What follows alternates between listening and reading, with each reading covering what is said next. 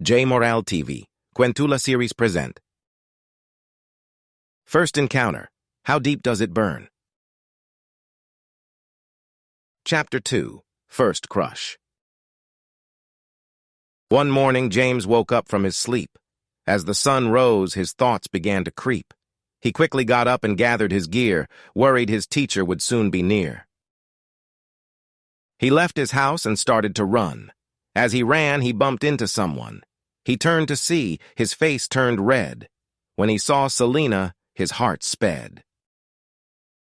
His heart raced. He felt a thrill. Time seemed to slow. His words stood still. He wanted to apologize. Words were stuck. But then a loud slap brought him back. In class, they sat side by side. James felt his mind was on a wild ride. All day he couldn't help but stare. Even after school, he followed her with care. That night he couldn't sleep a wink. Every time he closed his eyes, he'd think. His heart pounded loud in his chest, dreaming of love's eternal quest. The month of love had finally begun. He asked his parents for just this one. To buy a gift so sweet and rare, to make her smile, he was aware. He went to a place with fragrant grace, paid in silver for a flowery embrace. He hoped she'd be thrilled, that's for sure. He couldn't wait to see her adore. But at school, he hesitated. His plan went awry. Suddenly, he felt shy. Oh my, oh my. He almost retreated, his mind in a haze, but a gentle push made him stand ablaze.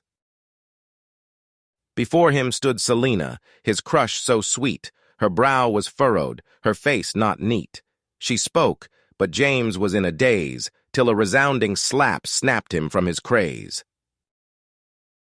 "It's for you," James said, and quickly fled. As he walked away, thoughts filled his head. He replayed that deep, commanding voice, and James's heart made a joyful choice. If you enjoyed this verse, so neat and tight, and wish to know what's in James's life's light, click the subscribe button, oh so bright, and the notification bell, keep your insight. Chapter 3. First Failure. Written by J Morale TV. The year is ending. Confidence in his stride. He's leading the class with knowledge as his guide. Everyone believes he's the one to confide. His grades soar high. In them, he takes pride. The day of honors, long awaited and grand. In his heart, joy blooms like grains of sand. He knows his parents will be proud and stand, witnessing his success, a dream so grand. They call out the 10th. The applause begins to flare. But when Selena walks by, a vision so rare, James's heart skips a beat, caught in her snare, her beauty and grace beyond compare. As they announce the second, a shocking surprise. It's James, they call, disbelief in everyone's eyes. His parents rejoice, their spirits begin to rise, but James wears a mask, concealing his cries. For the one who took the top spot, a cunning fox, in tests and exams, nearly stumbling blocks. When his name was called, silence filled the docks, except for his parents' cheers, like ticking clocks. He's the child of a politician, it's clear. Influence and power, oh, what a career. Not the brightest, often switching gear, yet he reaches his goals without a tear. Back home, James locked himself in his room, closed his eyes, embraced the impending gloom. He won't give up. He'll banish the inner tomb, strive harder, aiming for the highest zoom. The next day, after breakfast, alone he'd sit.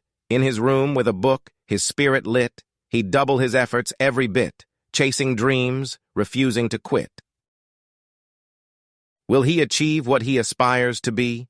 Will obstacles fade, and will he be free? Will fate align, the world's decree? James's story, stay tuned and see. If you enjoyed this verse, so neat and tight, and wish to know what's in James's life's light, click the subscribe button, oh so bright, and the notification bell, keep your insight. Chapter 4. First Disappointment. Written by J. Morale TV. James headed to school with deep unrest. Early, he went to find his classroom's nest. He scanned the top section with all his might, but his name wasn't there, causing him a fright. He followed the second, third, and fourth in line, yet his name remained elusive, far from fine.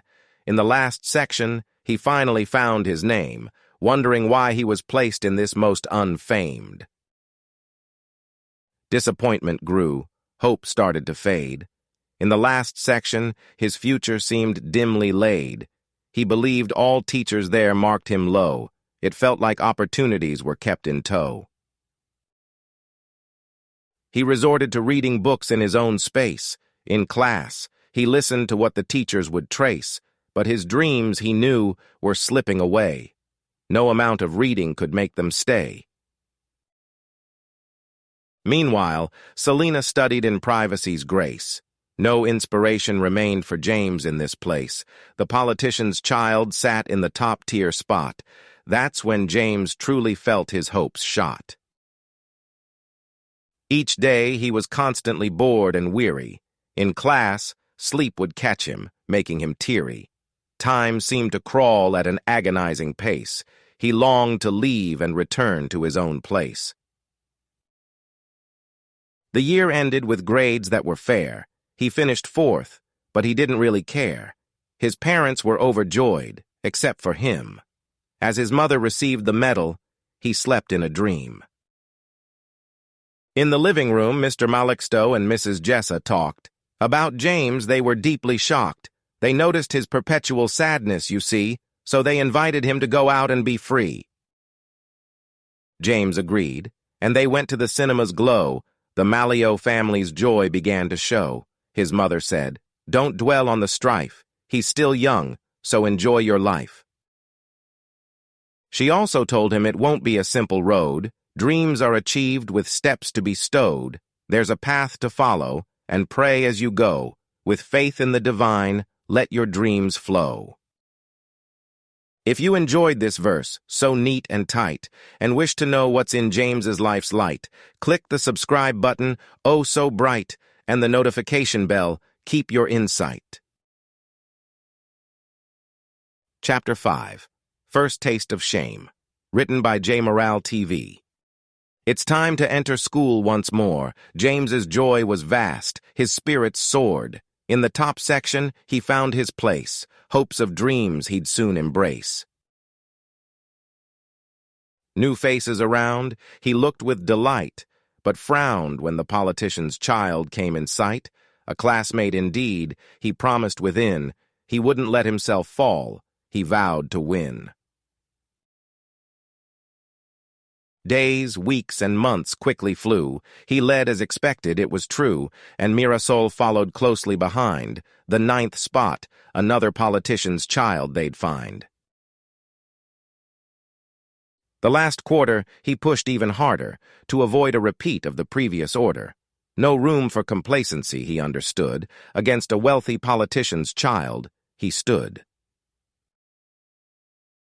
Grade 2 concluded with much acclaim. Preparation for honors was the aim. Saturday morning, he woke with glee, decided to watch his favorite TV.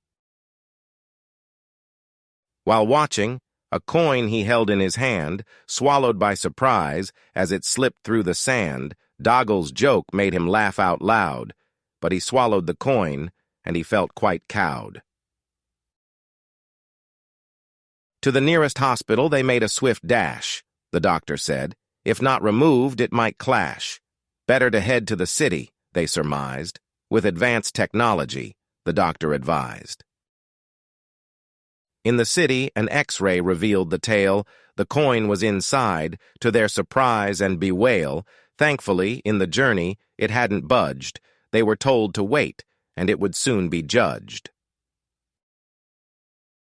The next day, a Sunday, James awoke. His body itched, and a thorough look he took. His skin was red all over, it seemed, and breathing was tough, or so it seemed. A week his illness persisted, it stayed, practice he missed, the situation dismayed. On the day of the honors he appeared, Ma'am Lopez placed him in the 10th spot. It was cleared.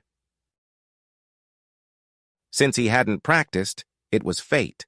Like before, the politician's child took the first rate. He dashed out of school in disbelief. Outpaced again by Brian, his heart felt grief. If you enjoyed this verse, so neat and tight, and wish to know what's in James's life's light, click the subscribe button, oh so bright, and the notification bell, keep your insight.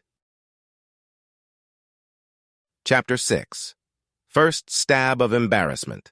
Written by J. Morale TV. James had fully relinquished his dreams, so dire, fate seemed to elude him, like smoke in the fire. Now in the 3rd grade he walked with despair. Off to school he trudged, but his mind wasn't there. In class, drowsiness constantly took its hold, urging him to sleep, making him bold. In James's peaceful slumber, a jolt did implore. As the teacher yelled, she'd been watching him for sure. One morning he awoke with the dawn's first light, checked the pot, hoping for rice so bright. But it was mushy. He forced himself to dine. So ravenous was he, it seemed just fine. Time to head off to school once more. Left the house, hair in disarray, emotions at war. His face was sullen, a frown that was deep, his slow steps revealing the sadness he'd keep.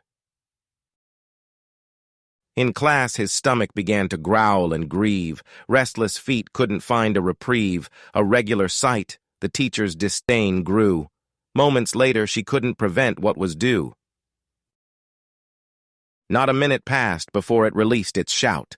The room's occupants turned to check it out. Noses covered, they recoiled with disdain. James, in humiliation, closed his eyes in pain. The teacher called his parents with haste. Jessa hurriedly left, not a moment to waste. When she arrived, near high noon's embrace, her son, James, she urgently traced. His mother felt deep pity and sorrow's embrace. Swiftly to the restroom, she carried his case, cleaned him up, and clothed him anew. She scrubbed and sprayed, ensuring it was as good as new. Upon leaving the bathroom, Jessa decided it best to take her son home, his mind in unrest. Unable to cease the tears that flowed, his teacher agreed. No further they probed. Back home, they soon found their shelter, in a mother's loving, protective swelter. Eventually, James drifted into a tranquil sleep. His mother, secretly, her heart did weep, for the struggles in her son's life ran so deep. If you enjoyed this verse, so neat and tight, and wish to know what's in James's life's light, click the subscribe button, oh so bright, and the notification bell, keep your insight.